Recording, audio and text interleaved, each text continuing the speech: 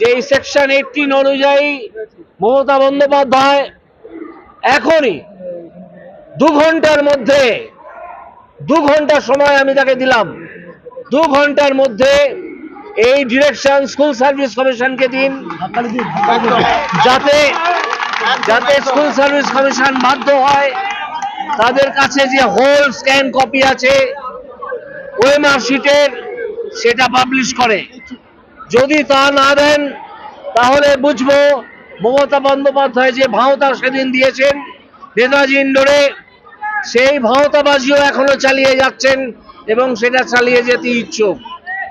তিনি চাকরিহারা, যোগ্য চাকরিহারা যারা, তাদের পাশে আসলে দাঁড়াচ্ছেন না।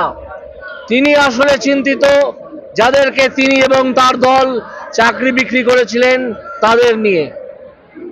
এই যোগ্য প্রার্থী যারা আজকে এখানে ভিড় করে আছেন তাদের নিয়ে নয়। ফলে 2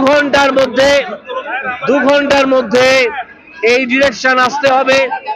আমরা খোঁজ নেব এই ডিরেকশন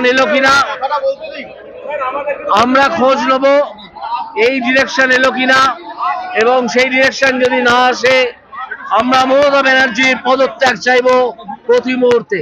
বাংলা খবর, আপনার রাজনীতি, আপনার আওয়াজ।